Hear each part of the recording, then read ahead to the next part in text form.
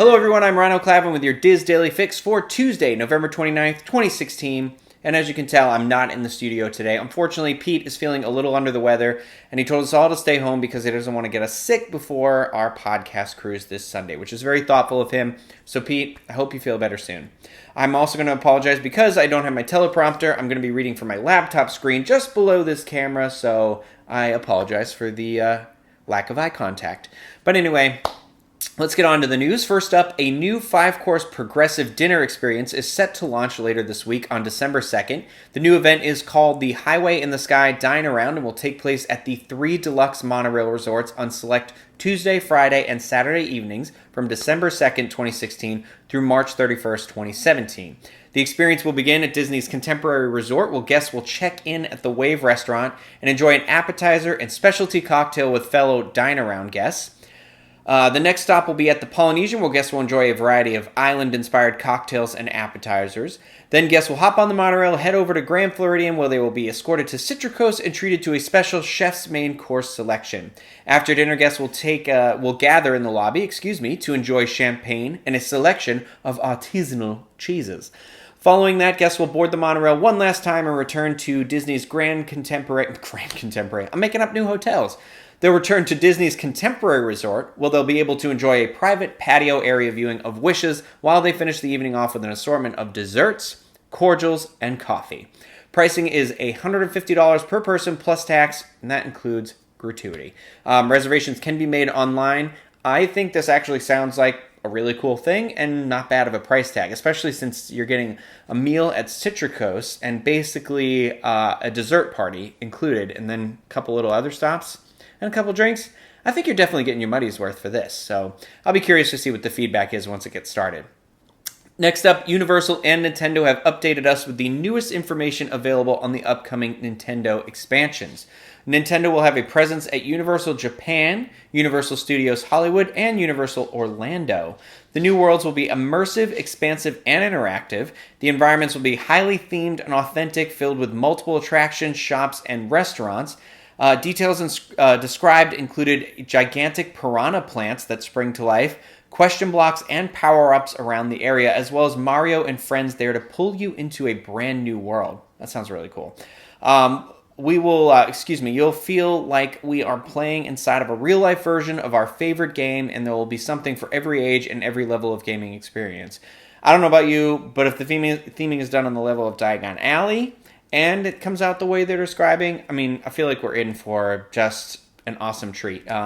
Unfortunately, I don't think Orlando is going to get it until last, but all the more reason to get out and visit one of the other beautiful parks that Universal has to offer around the globe. It seems also we have some new information that has been released regarding the 2017 Flower and Garden Festival at Epcot. The festival, which runs from March 1st through May 29th, 2017, a whopping 90 days this year. It's going to open with some fresh surprises and new treats. Fresh farm market food and beverage flavors will debut at 2 new outdoor kitchens that will join 13 returning outdoor kitchens. There'll be a brand new Belle Topiary located in the France Pavilion, and much to Kathy Whirling's delight, there is going to be a 6-foot-tall Figment Topiary as well this year. The front entrance Topiary Garden is going to be inspired by a vintage Walt Disney short film that will spring to life with a floral festooned maypole featuring Mickey Mouse, Minnie Mouse, Daisy, and Pluto. The Garden Rocks concert series will expand to 4 days each week, 3 concerts each day, running Friday through Monday. And some new Garden Rocks dining packages will also be available on select days. There's some other new things coming here as well. That was just kind of the highlights. So if you want to read about that a little bit more, you know where you can go. You can head over to wdwinfo.com. Get the full scoop on there. Now, before I finish up with the news, I just have one small correction to make from yesterday's fix.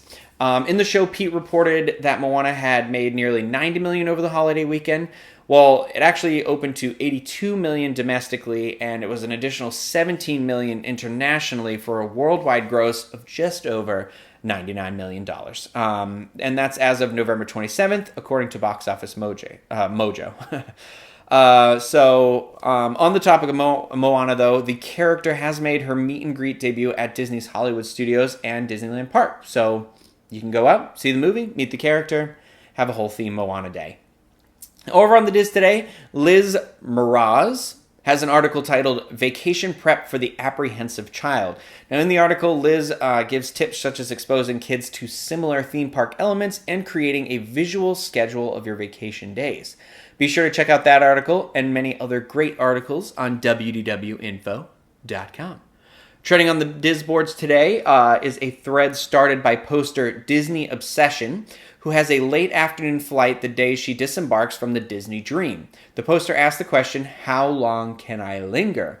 As she's not in a big hurry to arrive at the airport that morning. Others are weighing in with some great options, such as renting a day room from the Hyatt MCO, or that's the International Airport, which is located inside of the Orlando International Airport, and is reported to have a fabulous pool. Look for this thread on our Disney Cruise Line forum for more ideas.